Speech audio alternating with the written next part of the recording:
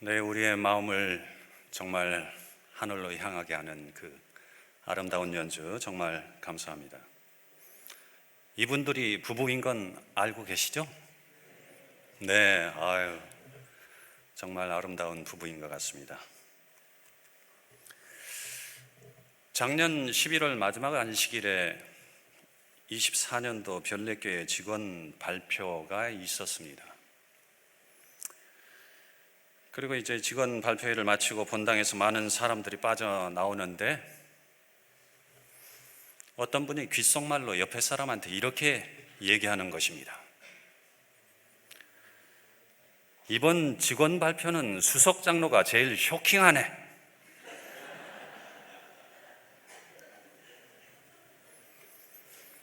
제가 생각해도 충격적이었습니다. 참 능력도 없고 여러분 보시기에도 참 철이 없어 보이죠? 네, 이런 사람이 수석 장로가 되었습니다. 참 부담이 많이 됐고,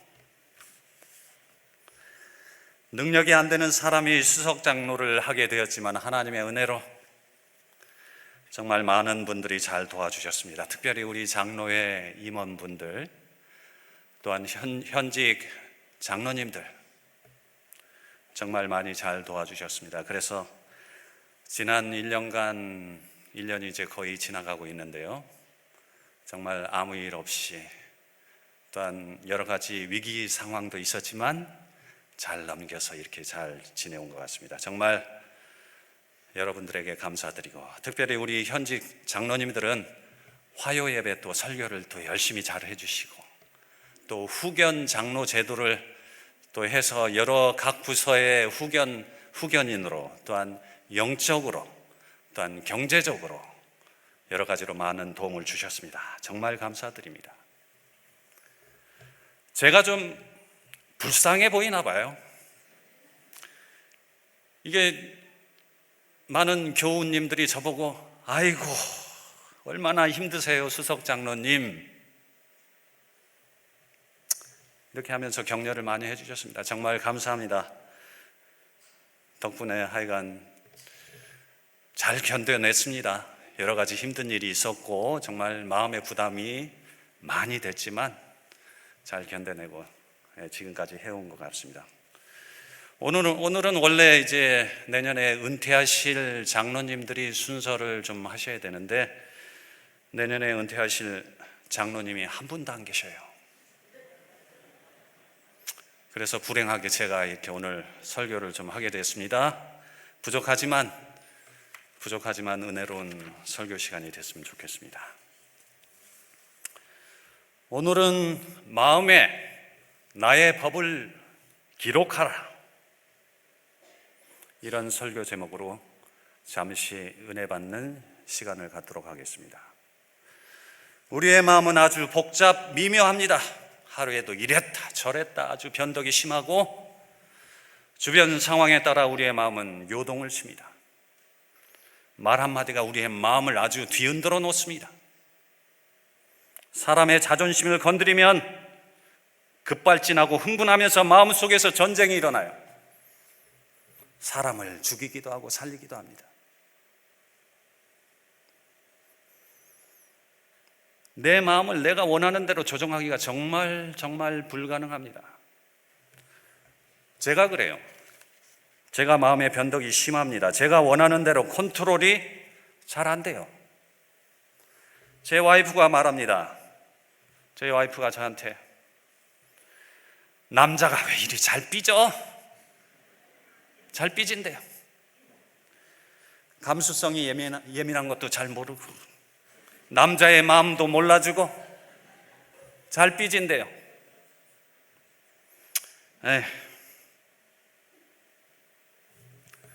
여러분은 여러분의 마음을 원하는 대로, 마음먹은 대로 잘 조정이 되십니까? 잘 조정되세요? 난 지금 이 순간부터 화내지 않고 살 거야. 나의 의지로 착하고 선한 마음 가지고 살 거야. 이게 되십니까? 우리의 행동은 우리의 행동은 우리가 마음먹고 하여간 열심히 노력하면 어떻게 행동은 좀 조절이 됩니다. 하지만 우리의 마음은 내가 마음먹은 대로 컨트롤이 잘 되지 않아요.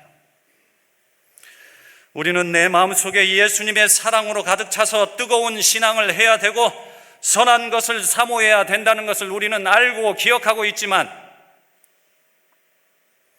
잘 되질 않습니다. 쉽지가 않아요.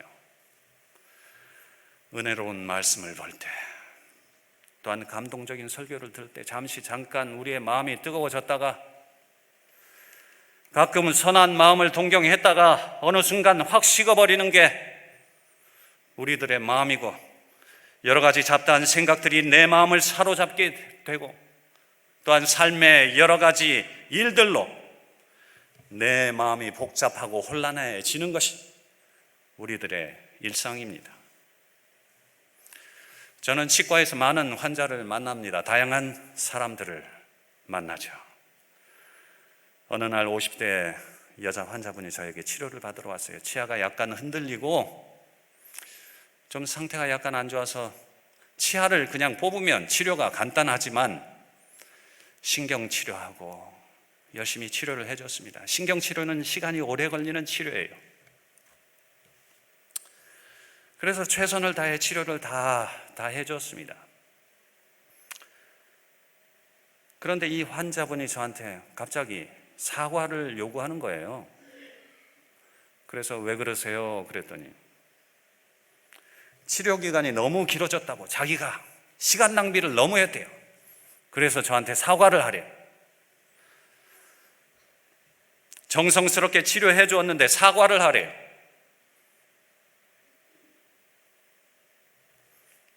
그래서 사과했습니다. 아유, 죄송합니다. 사과했지만 제 마음은 부글부글 끓고 분노가 일어나요. 억울한 생각이 들고, 애들 학비만 아니면 그냥.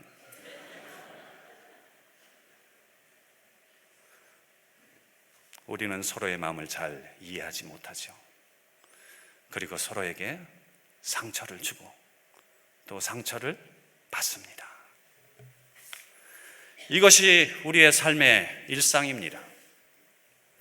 하나님은 살아계시고 우리의 삶의 역사하심을 믿고 있는데 왜 내 마음은 하나님이 안 계신 것처럼 이렇게 흔들리고, 때로는 화가 나고 때로는 절망하고 먹고 사는 문제로 불안해하고 믿지 않는 사람처럼 걱정하고 또 걱정하고, 왜 그러는 것일까? 성경에 보니 저만의 문제가 아니었습니다. 골리앗을 무너뜨리고 전쟁에서 승승장구했던 용감 무쌍한 다윗 왕도 처절한 낭만과 우울에 빠져서 불안해하고 걱정했습니다.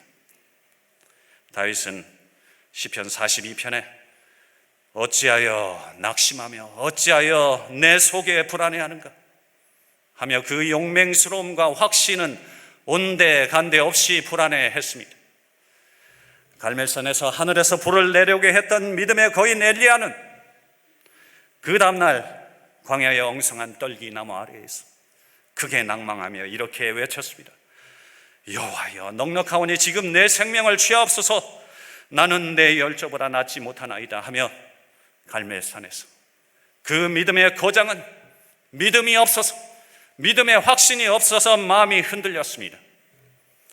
니느웨를 멸망하고 경고했던 수많은 백성을 구원한 선지자 요나는 사는 것보다 죽는 것이 내게 나음이니이다 라고 피곤해하며 수많은 사람을 구원한 사람이 구원의 확신이 없는 사람처럼 절망 가운데 빠져버렸습니다.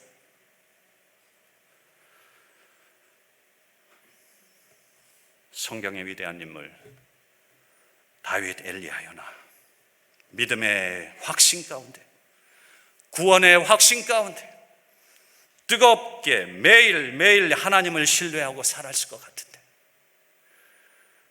그러지 않았습니다. 성경의 위대한 사람도 저와 똑같이 그들의 마음이 흔들리고 때로는 낭망하고 때로는 우울하고 불안한 마음을 가지고 살았습니다. 그래서 그래서 하나님은 이런 낭만과 우울과 걱정한 불안한 마음에서 벗어나는 길을 우리에게 만들어 주셨습니다. 에레미야 31장 33절 말씀입니다. 내가 나의 법을 그들의 속에 두며 그들의 마음에 기록하며 나는 그들에게 하나님이 되고 그들은 내 백성이 될 것이다. 고린도후서 3장 3절 말씀 보겠습니다. 너희는 우리로 말미암아 나타난 그리스도의 편지니 오직 살아계신 하나님의 영으로 쓴 것이며 또 돌판에 쓴 것이 아니요 오직 육의 마음판에 쓴 것이라. 하나님은 우리의 마음에 하나님의 법을, 하나님의 계명을 기록한다고 말씀하고 있습니다. 십계명을 우리 마음판에 새기라고 말씀하고 있어요. 마음에 새겨라. 마음에 기록하라. 박용철 정신과 의사는 당신의 감정에는 당신만의 사연이 있다라는 책에서 이렇게 얘기했습니다. 나도 모르게 내 마음을 조정하는 첫 번째 요소는 각자의 과거의 경험에서 찾을 수 있다. 가령 어린 시절 사나운 계획에 물린 경험이 있는 사람이라면 오랜 시간 흘러 성인이 된 후에도 작은 강아지만 봐도 강렬한 공포심과 불안감이 들 수 있다. 자신도 모르는 사이에 어떤 경험의 흔적이 내 마음을 좌지우지하며 조종하고 영향을 준다라고 말하고 있습니다. 과거의 어떤 충격적이고 인상적인 경험이 우리의 마음에 무언가를 기록하고 우리의 마음을 조종한다는 거예요. 과거에 평범하지 않은 일들이 우리 마음판에 무엇을 새기고 기록한다. 그리고 무의식적으로 마음판에 새겨진 것들이 우리의 행동으로 나타난다는 것입니다.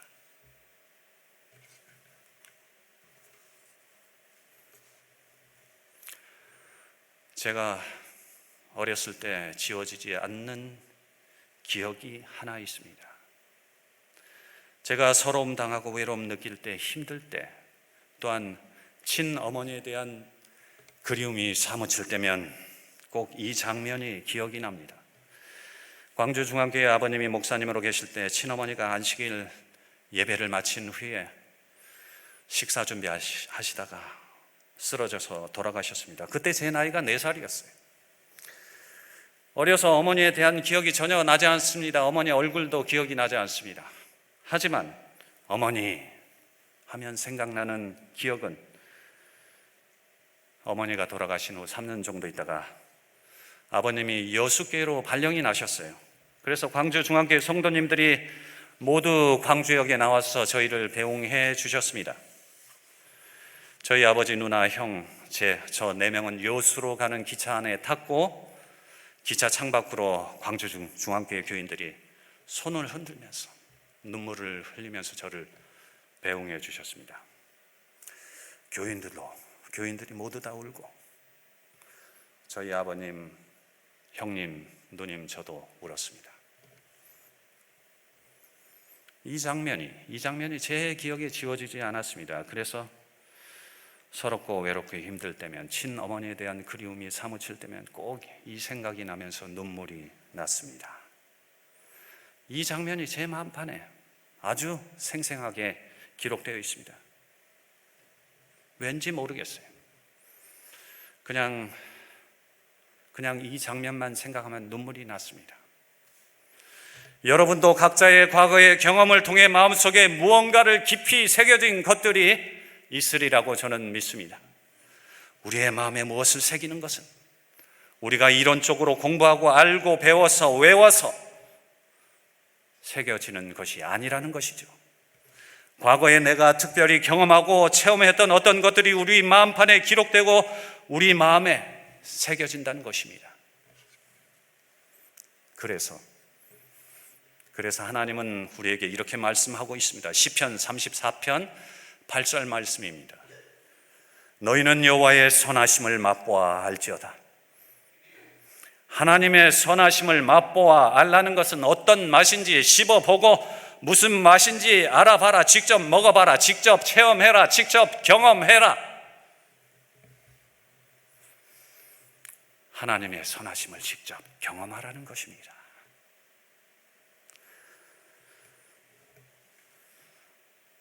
예수님의 제자 베드로는 하나님의 선하심을 직접 경험한 사람이었습니다.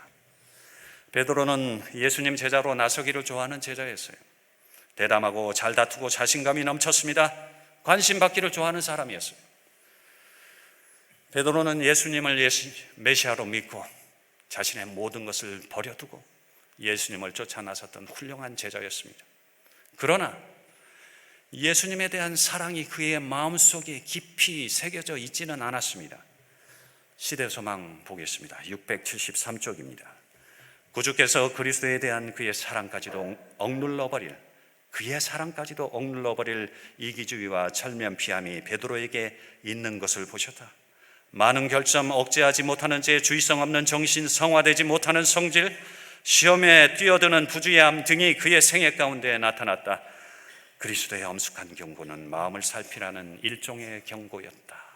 일종의 요구였다. 베드로는 예수님의 공생의 기간 내내 예수님을 만나고 예수님의 얼굴을 직접 보고 함께 동행하고 따라다녔지만 그의 마음속에 예수님의 사랑보다 더 강하게 자리 잡고 있는 무언가가 있었습니다. 예수님을 사랑하는 마음보다 자기 자신의 잠재된 본성이 그의 마음속에 아주 깊이 새겨져 있었습니다. 예수님은 베드로가 3번 부인할 것을 알고 계셨습니다. 그래서 경고하셨습니다. 그러나 베드로는 예수님, 다른 사람은 그럴지라도 이 사람은 절대 예수님을 부인하지 않습니다. 제가 예수님과 함께 죽을지언정 절대 예수님을 부인하지 않겠습니다. 이렇게 자신했습니다. 이렇게 호언장담했습니다. 베드로는 자신의 믿음에 대한, 자신의 신앙에 대한 자신감이 있었어요.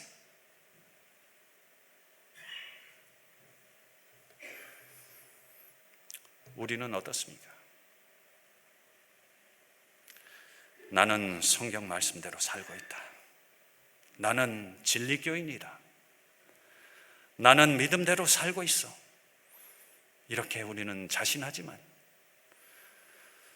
우리는 내가 마음먹은 대로 살지 못할 때가 얼마나 많이 있습니까? 형제를 긍휼히 여기고 미워하지 말라는 성경의 말씀은 잘 알고 있지만 미워하고 험담하고 질투할 때가 얼마나 많이 있습니까? 온유하고 마음이 따뜻한 사람처럼 우리는 행동하지만 내 마음속에 화를 참지 못하고 분을 내고 얼마나 냉정하게 다른 사람을 판단하고 있습니까? 예수님이 계셔서 걱정하지 않는다고 자신하지만 걱정하고 불안해하고 염려하고, 예수님을 믿는다고 말하지만 두려움이 내 마음을 지배하고 있고, 사랑한다고 말은 하지만 사랑하는 마음이 내 마음 속에 있지 않을 때가 얼마나 많이 있습니까?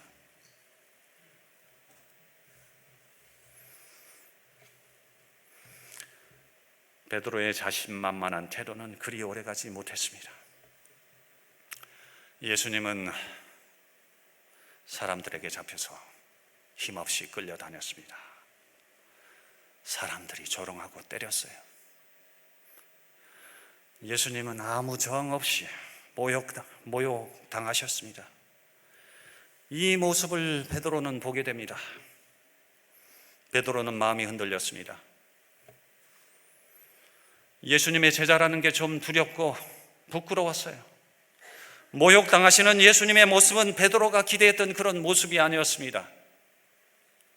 베드로는 영광스러운 예수님 옆에 자리 잡은 영광스러운 자신의 모습을 그리고 항상 기대했습니다. 자신의 기대와도 너무 달랐던 예수님의 모습에 자신의 목숨까지도 바칠 수 있다고 큰 소리 쳤던 베드로는 닭이 2번 울기 전에 예수님을 모르는 사람이라고 많은 사람 앞에서 공개적으로 3번이나 부인했습니다. 시대소망 713쪽에는 이렇게 얘기하고 있습니다. 구주께서 다락방에 그날 밤에 그가 3번씩이나 주님을 부인하리라 말씀하셨을 때 자신이 슬퍼하던 일을 기억하였다. 베드로는 방금 예수님을 모른다고 선언하였으나 이제 그는 매우 슬퍼하며 주께서 그를 얼마나 잘 아시며 자신도 알지 못하던 거짓된 마음을 얼마나 정밀하게 하셨는지 깨달았다. 예수님을 부인하고 나서 베드로 자신도 알지 못하던 거짓된 마음이 그의 속에 있는 것을 깨달았습니다. 자신도 알지 못하던 거짓된 마음, 자신도 알지 못하던 거짓된 마음이 저에게도 있습니다. 목사님의 아들이요, 별내교회 장로요, 50년 넘게 신앙생활했고 말씀대로 안식일을 지키고 계명에 순종하기 위해 노력했고 성경 진리를 잘 알고 깨닫고 있다고 자신하지만, 재림을 믿고 재림을 기다리고 살고 있지만 제 마음속 어딘가에 거짓된 마음이 있는 것 같습니다. 예수님을 사랑한다고 말하지만 내 자존심을, 내 체면을, 내 명예를 예수님보다 더 중요하게 생각하는 것 같습니다. 예수님만을 바라보고 산다고 말하지만 먹고 사는 것을, 내가 가진 것을, 내 것을 예수님보다 더 소중하게 생각하는 것 같습니다. 예수님보다 더 중요하게 내 마음속에 자리 잡고 있는 바로 그것이 예수님을 부인하게 만드는 마음이라는 것을 깨닫는 여러분이 되시길 간절히 바랍니다. 시대의 소망 713쪽 다시 보겠습니다. 그가 구주의 굴욕과 슬픔에 가장 무거운 짐을 더했다는 사실을 알고 그의 애통하는 마음은 몹시 괴로웠다. 베드로는 자기의 얼굴을 땅에 대고 죽기를 원했다. 예수님이 사람들에게 온갖 모욕과 멸시와 무시를 당할 때, 예수님이 가장 고통스럽고 슬픔에 힘든 시간을 보내고 있을 바로 그때 베드로의 거짓된 마음은 드러나게 되었습니다. 베드로가 예수님을 부정하고 부인한 것은 그동안 예수님을 따라다니고 예수님의 제자로 쌓아 올렸던 베드로의 그 모든 것을 부정한 사람이 된 것입니다. 자신의 생업을 버리고 3년 동안이나 예수님을 따라다니며 학습하고 배웠던 그 모든 것, 자신이 내세웠던 그 모든 것을 부정한 사람이 되어버렸습니다. 베드로는 낭망하고 우울했습니다. 절망에 빠졌습니다. 모든 것이 엉망이고 모든 것이 무너져 내려 버렸습니다. 베드로는 통회하는 마음으로 회개했습니다. 베드로는 죽을 만큼 힘들었습니다. 뻔뻔하고 나서기를 좋아하는 베드로는 얼굴을 들지 못했어요. 사랑하는 예수님을 부인했다는 그 사실에 죽을 만큼 힘들었습니다. 고통당하고 슬픔 가운데 있는 예수님을 버렸다는 그 사실에 베드로는 죽고 싶었어요. 그리고 베드로는 자신의 마음에 변화되기를 원했습니다. 그리고 자신의 마음을 변화시킬 능력이 자신에게 없는 것을 깨달았습니다. 오라, 나는 공고한 사람이로다. 이 사망의 몸에서 누가 나를 건져내랴. 사도 바울이 외쳤던 것처럼 이 베드로도 외쳤을 것입니다. 베드로의 이 낭만과 회개하는 경험은 죄악된 상태를 올바르게 바라보게 했습니다. 베드로의 이 낭만과 통회하는 마음은 자신의 마음에 새겨진 것들을 지우기 위한 준비였습니다. 그리고 베드로의 마음은 비워졌습니다. 베드로의 철면피함, 억제하지 못하는 죄, 주의성 없는 정신, 성화되지 못하는 성격, 부주의함 등등 여러 가지 결점들이 예수님이 고통당하고 고난당하시는 가운데 보이시는 그 사랑의 모습에 베드로의 이 거짓된 마음이 깨끗이 비워졌습니다. 생애의 빛 37쪽에는 이렇게 말하고 있습니다. 교육, 바른 예절, 의지력은 모두 옳은 일을 하는데 도움이 되도록 제각각 적절한 역할을 한다. 그러나 그것들은 우리의 마음을 변화시킬 수 없고 우리의 생애를 순결하게 할 수 없다. 오직 위로부터 오는 새 생명, 곧 우리 안에 역사하는 능력이 우리의 죄에 있는 상태에서 거룩한 상태로 변화시킬 수 있다. 그 힘은 그리스도시다. 우리가 배우고 알고 우리가 우리의 의지력으로, 우리의 힘으로 우리의 마음을 변화시킬 수 없다는 말씀입니다. 오직 위로부터 오는 그리스도의 능력이 우리를 거룩한 상태로 변화시킬 수 있다고 말씀하고 있습니다. 베드로는 예수님을 부인하고 나서 예수님과 눈이 마주쳤어요. 예수님의 눈빛을 보게 되었습니다.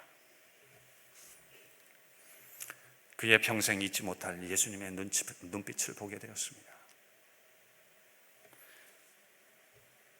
예수님은 자신이 당하고 있는 감당 못할 고통과 슬픔 가운데서 오히려 베드로를 동정하고 슬픔으로 바라보시는 그 눈빛을, 예수님을 부인하고 배응망덕한 그 베드로를 사랑으로 바라보시는 그 눈빛, 제자 베드로의 배신에도 오히려 제자를 긍휼히 보시는 그 눈빛, 그 예수님의 눈빛에 과거에 예수님이 행하셨던 사랑의 모든 행동들이 베드로의 뇌리 속에 기억이 났습니다. 그 예수님의 눈빛에서 나오는 그리스도의 능력이 베드로를 변화시켰습니다. 베드로의 마음속에 무언가 아주 깊이 새겨지게 되었습니다. 예수님께서 부활하신 후 갈릴리 해변에서 베드로를 만나셨어요. 그리고 예수님을 3번 부인한 베드로에게 아주 특별한 질문을 하십니다. 요한의 아들 시몬아, 내가 이 사람들보다 나를 더 사랑하느냐? 과거의 베드로는 다 주를 버릴지라도 나는 주님을 버리지 않겠습니다 라고 자신만만하게 얘기했습니다. 그러나 지금 베드로는 변화됐어요.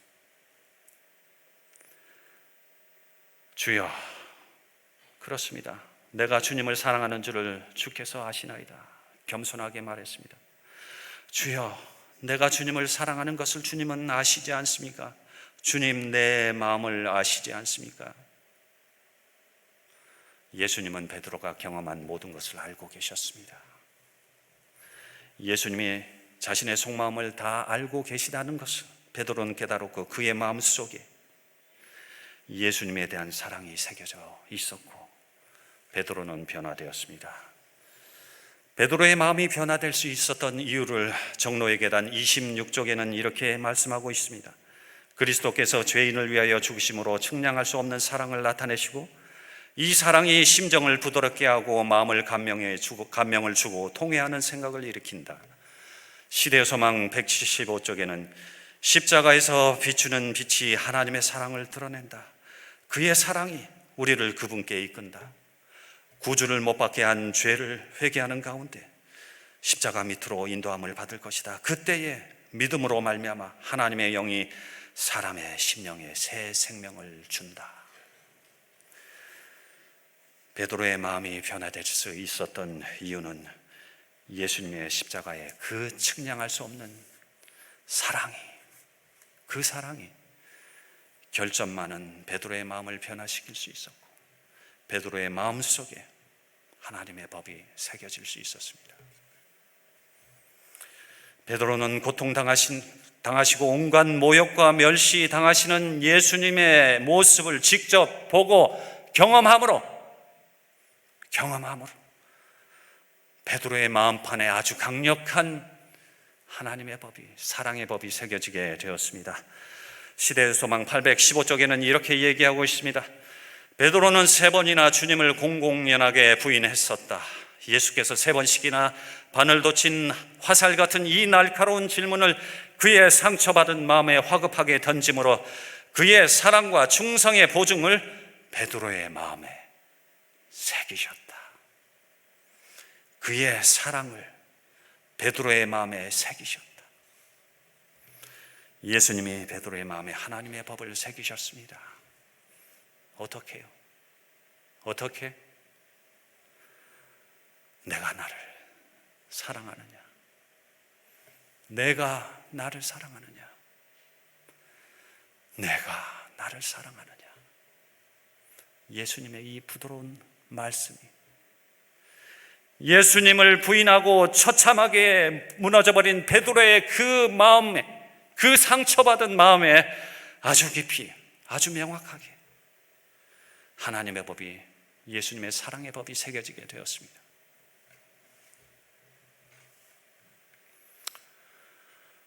제가 서럽고 힘들고 어려울 때, 또한 친어머니에 대한 그리움이 사무칠 때 늘 생각났던 그 장면은 제가 결혼한 후에는 더 이상 생각나지 않았습니다. 왜냐하면 제 마음속에 실질적인 사랑하는 와이프, 사랑하는 아들들, 사랑하는 딸들이 제 마음속에 들어와 있기 때문에 더 이상 서러웠던 생각은 더 이상 생각나지 않았습니다. 우리의 죄악된 마음과 거짓된 마음을 치유해 줄 아주 큰 사랑이 우리에게 있습니다. 측량할 수 없는 예수 그리스도의 십자가의 사랑이 우리의 죄악된 마음과 거짓된 마음을 사라지게 할 것이라 저는 믿습니다. 그 십자가의 큰 사랑을 우리의 우여곡절 많은 삶 속에서 경험함으로 우리의 마음에 하나님의 법이 새겨지기를 하나님은 간절히 원하고 바라고 계십니다. 우리 별내교회 성도님들이 하나님의 계명을 마음에 새기고 있는 것을 제가 종종 볼 수 있습니다. 보이는 곳에서 보이지 않는 곳에서 별내교회를 위해 봉사하고 희생하시는 많은 분들이 있는 것을 저는 보았습니다. 주변의 이웃을 위해 봉사하고 희생하는 여러 소그룹들을 저는 보았습니다. 반찬 봉사, 발마사지, 경로당 봉사, 의료 봉사 등등 주변의 이웃을 사랑하고 봉사하는 이러한 경험들이 바로 하나님의 법을 여러분의 마음 속에 새기는 것이라고 저는 믿습니다. 우리에게 축복이 있을 때에도 그분의 사랑을 경험하시고, 어렵고 고통스럽고 힘들 때, 병들어 약해질 때에도, 해결되지 않는 문제로 고통당할 때도 그분의 사랑을 경험하시기 바랍니다. 그러면 하나님의 법이 우리의 마음판에 점점 뚜렷하게 새겨지리라 믿습니다. 하나님은 우리의 마음의 변화를 원하고 계십니다. 죄악된 마음이, 거짓된 마음이 선한 마음, 사랑의 마음, 진실된 마음으로 변화되기를 하나님은 간절히 원하십니다. 지금 우리가 이 자리에서 예배하는 이유도 우리의 마음의 변화를 위해서 우리가 예배하는 것입니다. 예수 그리스도의 그 측량할 수 없는 그 사랑이, 그 십자가의 사랑이 우리의 마음속에 하나님의 법을 새겨지게 할 것이라 저는 믿습니다. 그리고 하나님은 크게 외치십니다. 내가 나의 법을 그들 속에 두며 그들의 마음에 기록하여 나는 그들에게 하나님이 되고 그들은 내 백성이 될 것이다. 하나님의 이 큰 외침을 믿고 확신하는 여러분 되시기 바랍니다. 지식적으로 하는 것이 아니라 체험적으로, 경험적으로 하나님을 경험하게 되시는 여러분 되시길 바라면서 오늘 말씀을 마치겠습니다.